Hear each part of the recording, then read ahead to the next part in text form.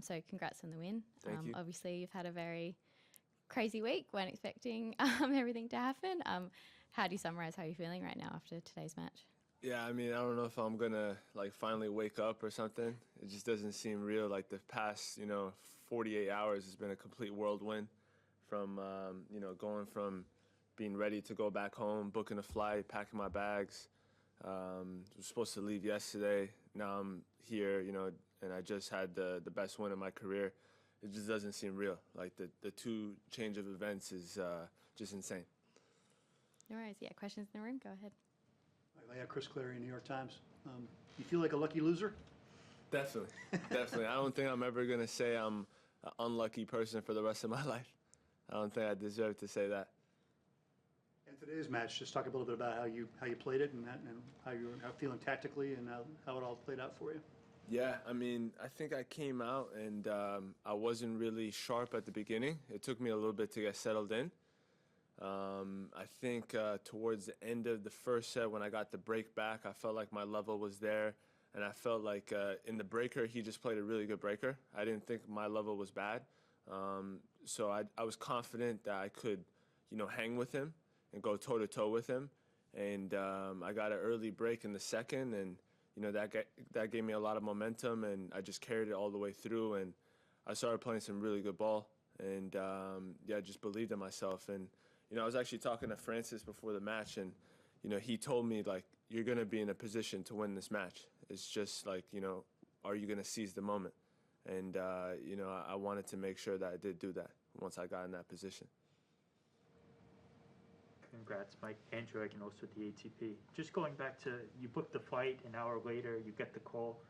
When you get the call, what do you walk to, because I know you're next on, do you walk to site? Like, what actually happened during that process before you go on court for the first match? Yeah, so, I mean, I was in the middle of watching the Bucks and Cowboys, and I was fully locked in on that game. And then all of a sudden, I got a call from the ATP guy. Right when I saw the notification, I answered right away. Like, literally, I've never answered a phone call so fast in my life. First ring, and I was on it. And he was like, yeah, you're next on court 13. It's 6-0-2-0. Like that Fruitova girl, she was up 6-0-2-0. And I was still at the hotel at that point. So I literally just grabbed my bag, grabbed a bunch of match clothes. Luckily, everything was kind of in there already. Went straight to the site. Also, luckily, that match slowed down a little bit. It went to 3-2, 3-all. That kind of helped. But then another thing that went in my favor is I went basically straight to the match court, and then there was that heat delay. And that kind of helped me. It was like a 3 to 4 hour heat delay, so I could kind of because there's a lot of adrenaline. You're rushing to the site, you're ready to obviously go home, and all of a sudden you're on court. That's never easy. But that 4 hour delay kind of settled me down, and I could actually prep the way I wanted to prep. And yeah, it was insane. So when he double faults on the match point, after all this craziness, what's going through your head in that moment? I mean, at that point, I just knew if he wasn't going to take the match, there had to be somebody to take the match. And I could see that he was, very nervous at that point. So I really felt like if I were to win that set, I felt like, I was playing well, but just things weren't really going my way. But I knew if I won that set, the momentum would have shifted. He would have been thinking about that moment. And I felt like I was the better player. And, I just carried that momentum all the way through to the rest of the match. I don't know how much you're watching all the other results, but it's been kind of a magical American men's run here so far. A lot of guys in the round. I think there's 8 guys in the round 32. Wow. So, is it, you feeling that energy? Are you feeling that vibe, or is that not really a factor for you? Oh, definitely. All these guys are, my good friends. I grew up with, Francis is probably my best friend. I grew up with Tommy, seeing him win 6-4 in the fifth. I was actually in the quiet room, and I was watching him and seeing him hit that backhand passing shot winner. It's tough not to get inspired by moments like that, especially I've known these guys for so long, and I've competed with them. And, when you see something like that and you're next on, it's tough not to be inspired. You probably talked about this before, but how did you live Francis's run in New York and all that. Were you there for any of it, or I forget whether you were there or not? No, I actually wasn't, but you know, I was tuned into every match. You know, he's like a brother to me, so to see that, it was beyond inspiring. And actually, shortly after that, I went on a run myself, and you know, I feel like part of that has to do with him just, you know, motivating me and inspiring me, and you know, hopefully that continues. Hopefully, you know, I you know, close the gap between our careers.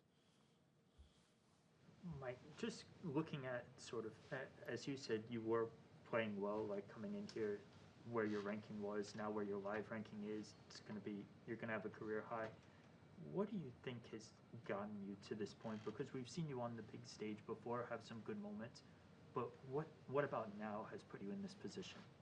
To be honest, I haven't been this healthy in my whole career.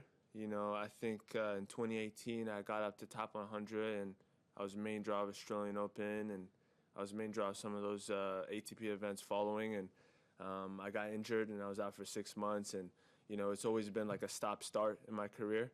But the last 12 months, or 12 to 14 months, I've been 100% healthy. I've been playing every event that I want to play, and I think that's, you know, a blessing, because not every week's going to go your way, but when you're only playing like 6 months out of 10 months and the rest of the guys are playing 10 months, it just puts more pressure on you to do well in those 6 months.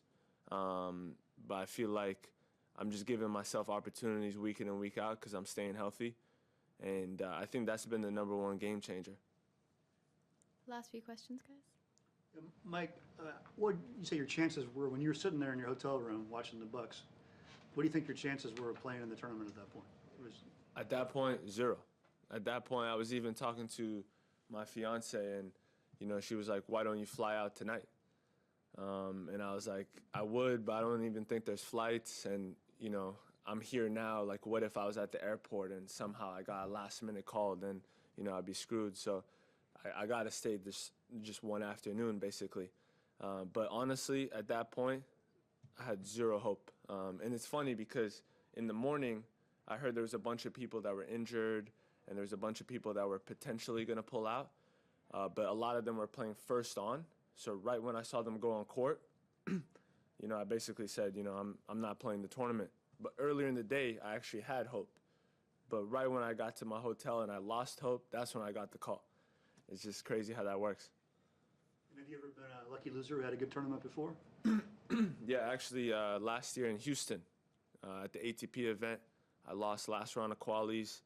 I got the lucky loser into Casper Ruud's spot, straight into the second round, and I played Sam Querrey, and I won that match. And you know, that was another, you know, big momentum shifter for me last year. You know, I think that got me the French Open wild card into main draw, and you know, that was my first quarterfinal since 2018.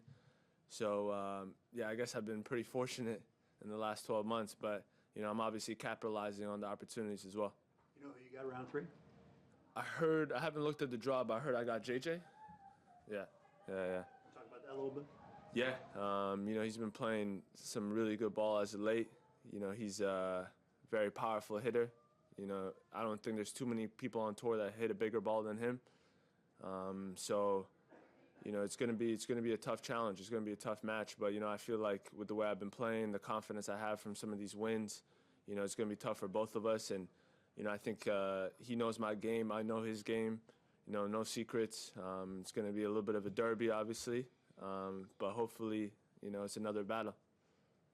Last question. Just last thing, you mentioned your fiance, and if I'm not mistaken, that was fairly recent. So Yeah. just how special of a moment is this for you in your life, not just in tennis, but just in general? Yeah, insane. You know, it would have been, because the thing is, I proposed, and then 2 days later, I left to come to these tournaments. So it would have been like maybe a little sad if I would have came back and lost in qualies.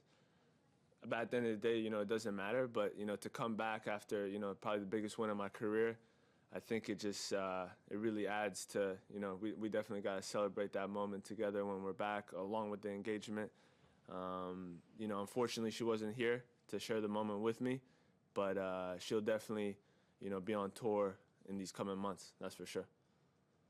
Great. Thank you. Thank you.